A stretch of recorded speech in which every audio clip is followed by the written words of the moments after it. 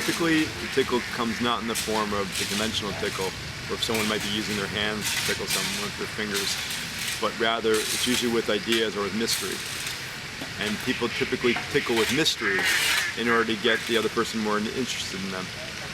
So what they do is they leave gaps, in what they're saying, or they're suggestive and implicit about things without actually being, really clear and articulate and explicit. And that form of tickle is the most common kind. That's really designed, consciously or not, to bring more attention to the person that's the tickler.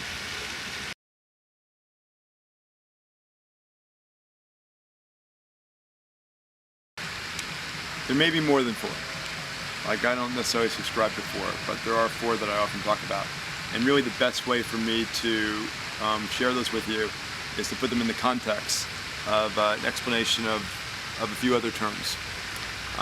So let me just say that, let's say you're walking down the street and you see somebody coming the other way. And in an effort to, in the first instance, it's about self-preservation. But in an effort to understand what it is that's approaching you, you start to read the codes and assess that person in order to make sense of them. In the same way, actually, that you're trying to make sense of what it is that I'm saying now. You're associating my words with other times when you've heard these words used in different contexts, and then retroactively, really quickly recontextualizing them in order to make sense of the whole that you're experiencing right now when I'm talking. In philosophy, that's often referred to as the hermeneutic circle. Wilhelm Dilthey was like one of the leading proponents of this, is that you can only understand a sentence by having an idea of what the words mean. You can only have an idea of what the words mean by having a sense of the sentence as a whole. So if someone's walking towards you and you look at the way they walk, at the clothing that they're wearing, you think about the context, the time of day, the speed with which they're moving, a whole bunch of variables you're reading. And when you're doing that, you're creating, however imaginatively, a feedback loop.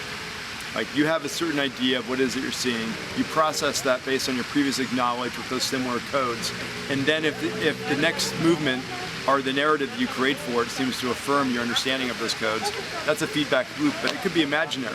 Like, it isn't necessarily based on anything in reality, it's just on your experience of what it is that you're seeing. Okay, so that's happening, it's coming towards you. Now let's say that you want to have a better sense, more empathetically, of who that is that you're going to encounter. So in order to sort of understand them, you're moving subjunctively. You're considering the what-ifs and as-if scenarios that could potentially take place or have taken place that led this person to be walking down the street in your direction.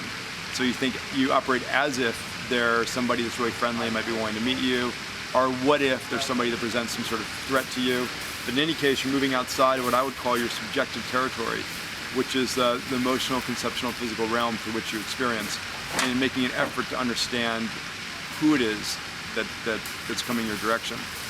So as you move subjunctively, you undergo a kind of becoming. In the same way that someone becomes a chair as they approach it to sit in it, you assess the stability of the chair before you sit in the chair. So it's the way in which you become the chair. So in the same way, you're making an effort to become this person walking, in the same way that you're making an effort to become me while I'm talking, to make sense of what it is that I'm saying. At the same time, there's comings to be at work. So becoming is a willful endeavor. You're trying to understand what I'm saying by, in a sense, sharing my subject position. I'm trying to understand the person coming toward me by trying to share their subject position. And there's a certain degree to which things are slipping out. Maybe you're coming to be me in ways you didn't anticipate or imagine. Maybe I'm finding myself occupying the subjectivity, however imaginatively, of the person coming toward me in ways I didn't anticipate or imagine. So those things are always at work. And so we have the feedback loop. The feedback loop is substantiated either by reality or by some unreality that we've constructed in order to make sense and make us feel more comfortable in a given situation. Okay, then the next question is, what happens when there's feed-forward flows, when there's things that we can't keep track of? So let's pause that for a moment and imagine first, when we talk about consciousness, that our quotidian consciousness is our everyday consciousness. How we relate to the world, we're not really thinking about what it is that we're doing. We're just basically moving through space and time with, in a normative way. And then when you think about yourself thinking, like the way that I'm doing right now, very quickly in this interview, that you may be doing in anticipation of what it is you might want to ask me next while processing the information that I'm giving you, but that's more reflexive consciousness. So it's reflexive and then it's reactive. It's a reflex, right? We're reacting on something. It's reflexive and then it's self-referential at the same time. It both reacts and self-referential. It has a feedback loop involved, right? One that's self-referential and one that's operating off the environment through which we move. Okay, so in reflexive consciousness, you think about yourself, thinking about being in this space, other spaces, while you're moving through space and time, in different social and cultural situations. You depend on feedback loops in order to make sense of the situations in the interest initially of self-preservation, but also in comfort, then to better relate, to develop more empathetic relations, to have more social bliss. Okay. Now, motored consciousness. Motored consciousness is when things start to slip out a little bit, or you become really focused on something. Let's say you're working on an exam that you're taking, or there's something that you're building and you're being really focused. It's when you filter out the noise, right, and you become more myopic and more streamlined in your scope. So in order to be most efficient, we become motored. So it involves a degree of reflexiveness, but also motoredness at the same time.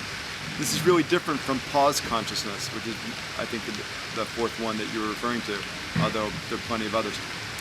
Pause consciousness is when you forget where you are in space and time. Typically, I think of space and time as being the same. It's biunivocal, space, time, very quick. Yet we experience it typically as space first, time second. Like, for instance, how often do you forget what time it is? Not very often. How often do you forget what space you're in? Probably all the time. How often do you forget both? Well, much less. And when you do, I like to think of that in terms of consciousness being paused. Wow, that looks really great. See, I pause consciousness over the dish of snails, and it looks like a scallion-based garlic béarnaise sauce with some potatoes and almonds. Really fabulous looking dish. Nice presentation. So my consciousness paused. I became derailed, distracted by the food now that's in front of me, and then for a moment I forgot where I was in space and time as I began to experience a form of osmosis with the food, right? To imagine how I'm going to process it. It's going to become me and I'm going to become it. We're going to have a delightful relationship of both becomings and comings. On some level, I like to think that food has consciousness, because I'm not really sure as to where my consciousness ends and the consciousness of the food begins. But I think of consciousness as being an interactive phenomenon, or phenomenon because it's processual, and that different objects have different degrees of consciousness. The more complexity, the more organizing strength of a given object, the more consciousness it possesses.